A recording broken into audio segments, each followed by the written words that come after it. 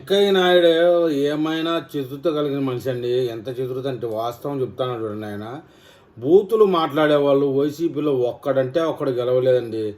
ఇది ఇవాళ మనం పరిశీలన చేసినప్పటికీ వాస్తవమే అనుకోవాల్సిందే. రోజా ఐస్ క్రీమ్ అన్నది, ఇంకోటి అన్నది, గాలిగాడు అన్నది, ఈ చంద్రబాబు నాయుడు తిట్టింది, లోకేష్ బాబుని తిట్టింది, గెలిచలేకుండా పోయింది.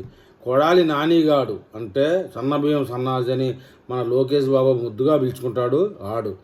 వాడు ఎంత టెంపర్ అంటే వైసీపీలో జగన్మోహన్ రెడ్డి తర్వాత నేనే నెంబర్ 2 అన్నట్టు మెలిగాడండి. మంత్రి మళ్ళీ వాడి ఇంటి ముందు రోడ్డు కూడా సరిగా ఉండదు. వాడు తిట్టిన బూతుల వల్ల గెలిచలేకపోయాడు. ఇక గన్నవరం పసుపు వంశీ చంద్రబాబు నాయుడు వారిని చాలా దుర్భాషలైన మాటలు మాట్లాడాడు బూతులతో.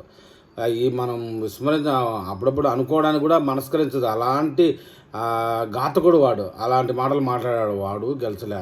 తర్వాత అంబటి రాంబాబు వాడు కూడా మంత్రి పదవి ఇచ్చినాడు. తిట్టేవాడు గల మంత్రి పదవి ఇచ్చినాడు. దాంతో పార్టీ కూడా సంకనాగిపోయింది. అంబటి రాంబాబు గెలవల. తర్వాత మన గోదావరి జిల్లాలో ఉన్నాడు, అతని పేరు అవంతి శ్రీనివాస్. వాడు బూతుల మనిషి. ఆడియో కాల్ కూడా లీక్ అయింది. వాడు గెలవాల మొత్తానికి లాస్ట్కి. తర్వాత పేరుని నాని ఇంకా నాదే ఏపీ మొత్తం గోదావరి జిల్లాలో మొత్తం అని తిరిగాడు. విపరీతంగా పవన్ కళ్యాణ్ ఒరే అంటాడు, తొరే అంటాడు, మనం కాపులు అంటాడు, అన్నీ మాట్లాడతాడు. వాడు ఓం మాంస. ఇక నోటు పారుదల శాఖ మంత్రిగా పేరొందినటువంటి అనిల్ కుమార్ యాదవ్. అబ్బా జగన్కి అంత సన్నిహితులు లేదు, నేను ప్రాణం ఇస్తాను, అది ఇస్తాను, ఇది ఇస్తాను అనేంత ఇది. వాడు మాట్లాడిన మాటలు అసెంబ్లీలో సినిమా డైలాగులు కొట్టి ఎదవ అసెంబ్లీలోని వాతావరణాన్ని కలుషితం చేసినటువంటి గాడిద. వాడు గెలవలేదు.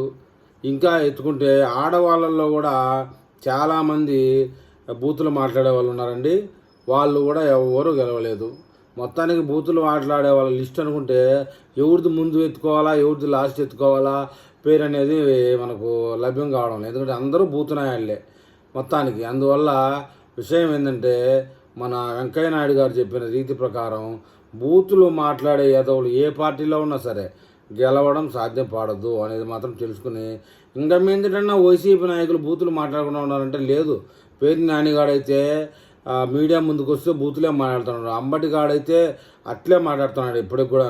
ఇంకా చాలామంది మీడియా సమావేశాల్లో బూతులే మాట్లాడుతున్నాడు. ఇంకొకడైతే ఈ మధ్య పులివెందుల్లో ఒకడు సతీష్ రెడ్డి అని చెప్పేసి గతంలో తెలుగుదేశం పార్టీలో ఉండగా పులివెందులకు నిలిచావు మహానుభావ అంటూ చంద్రబాబు నాయుడు కాళ్ళు మొక్కినవాడు ఈరోజు పాస్ అంటాడు.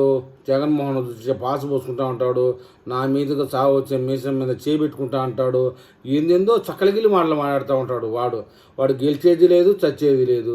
అసలు వైసీపీ పార్టీకి ఈసారి ఎలక్షన్ వస్తే ఎవరు గెలుస్తారనే విషయం పక్కన నిలబడే క్యాండిడేట్లు ఎవరు సరైన వాళ్ళు అనేది లేదు. ఈ విషయం మీద మన ఏపీ ప్రజలు ఏమని కామెంట్ చేస్తారో చూద్దాం.